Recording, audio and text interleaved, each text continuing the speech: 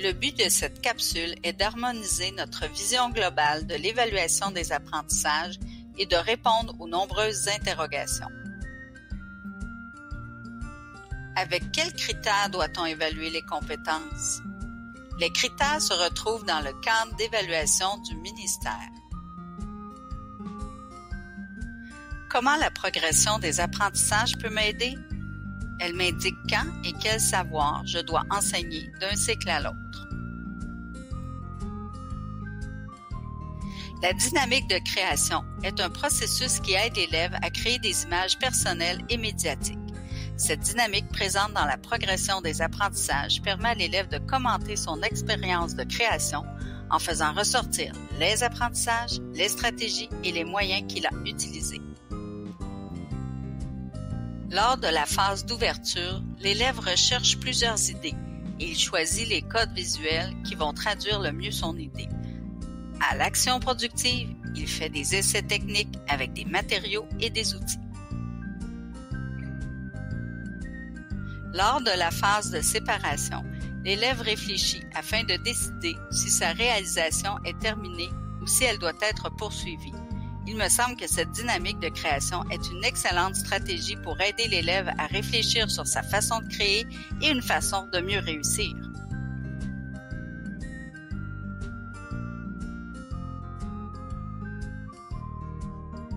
La compétence 1 permet de s'exprimer de façon personnelle et authentique sans présence de clichés.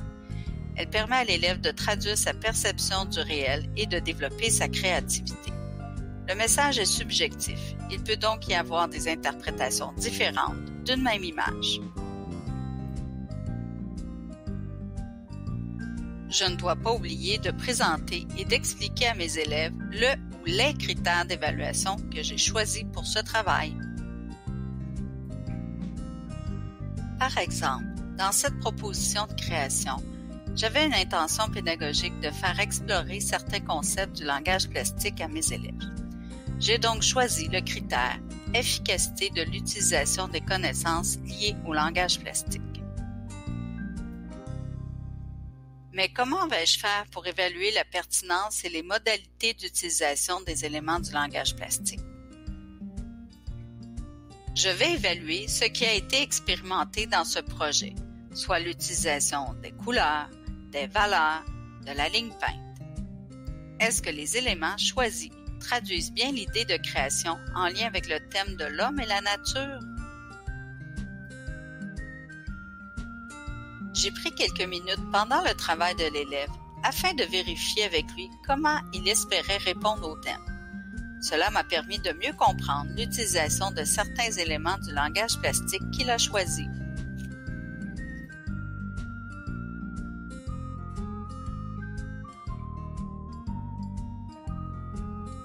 La compétence 2 permet de communiquer un message à travers une création qui tient compte de destinataire.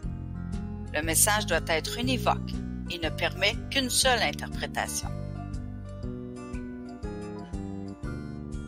Je ne dois pas oublier de présenter et d'expliquer à mes élèves le ou les critères d'évaluation que j'ai choisis pour ce projet d'affiche.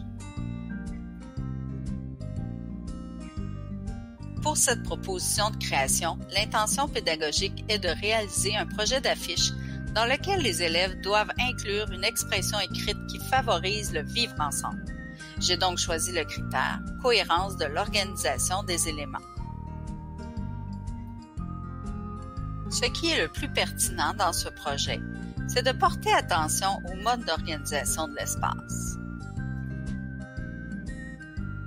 C'est-à-dire comment les éléments sont distribués dans l'espace.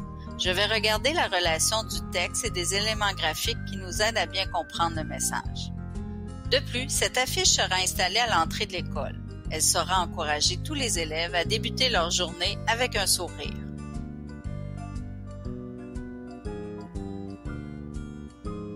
Tout au long de l'année.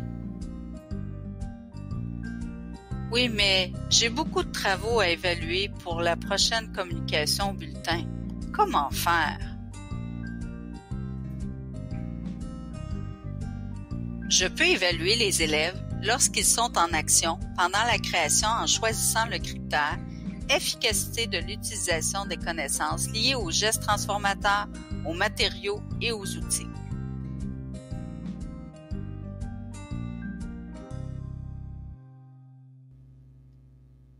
En regardant dans la progression des apprentissages, il est facile de savoir ce que je dois observer pour ce projet. Au premier cycle, je peux observer durant le travail comment mes élèves expérimentent l'application d'une pâte durcissante qu'ils doivent intégrer dans cette réalisation afin de créer du relief, et si cette utilisation est pertinente pour traduire leur idée de création. La petite flèche m'indique que les élèves apprennent à faire cette tâche avec mon soutien, alors qu'à la fin du deuxième secondaire, les élèves devraient pouvoir utiliser seuls cette stratégie d'ajout de volume de façon autonome. Avec les élèves du deuxième cycle, qui ont un travail similaire en fin d'année, je pourrais observer comment les élèves vont créer une transition technique pertinente entre les applications en volume et celles à la gouache en fonction de leur idée de création.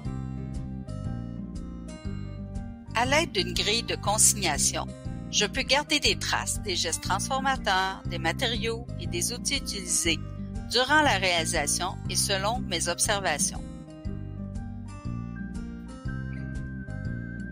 Non seulement évaluer durant la production a aidé mes élèves à améliorer leurs gestes transformateurs, mais cela m'a aussi permis d'économiser du temps en fin d'étape.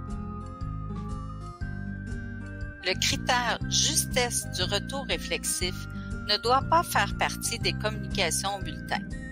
Toutefois, il est très important pour la rétroaction que l'on fait à l'élève, surtout pour celui qui éprouve des difficultés. Ces questions du retour réflexif vont aider l'élève dans ses apprentissages. Ça marchait pas, puis c'est une des filles de ma classe qui m'a montré comment, fait que ça m'a aidé pas mal. Ce qui a été difficile, c'est de trouver les couleurs, parce que quand tu fais, il faut que ce soit précis, la même couleur, mais La compétence 3 permet à l'élève de poser un regard sensible, critique et esthétique sur des images variées et diversifiées. Cette compétence favorise le développement de la pensée critique. Les élèves sont capables de faire des liens entre les émotions ressenties et les éléments observés dans l'œuvre. Ils doivent aussi porter une attention aux éléments expressifs ou symboliques choisis par l'artiste.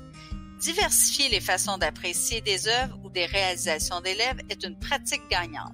Voici ce que je vois dans cette œuvre-là, c'est un jeune enfant assis sur le long d'un mur qui fume une cigarette. Les couleurs sont très ternes, ça me laisse peu d'espoir pour cet enfant-là qu'il ait de la joie. Je ressens beaucoup de solitude, beaucoup de misère par sa pauvreté. Il n'y a pas de chaussures.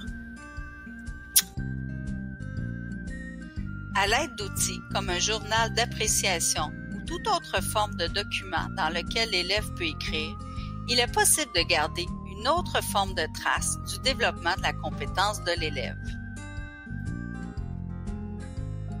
Lorsque l'élève observe une œuvre en tentant de la reproduire, il analyse la réalisation en observant une multitude d'éléments tels que l'organisation des éléments entre eux, les gestes, les formes, les couleurs choisies par l'artiste.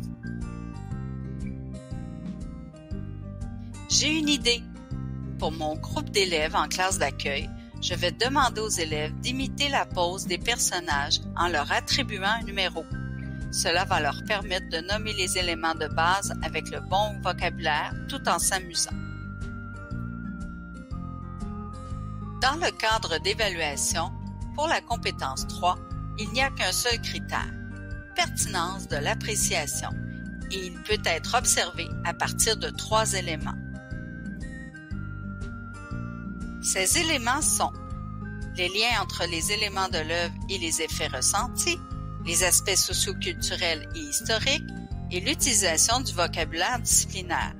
Il ne faut pas oublier que les aspects socioculturels et historiques sont abordés tout au long du secondaire.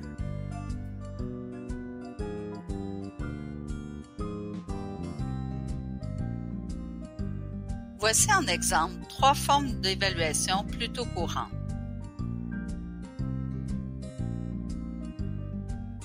Par contre, l'auto-évaluation de l'élève ne peut être considérée dans une note transmise au bulletin. Lors de l'évaluation, il est important de varier les critères que l'on utilise afin d'avoir un bon portrait de la compétence de chaque élève.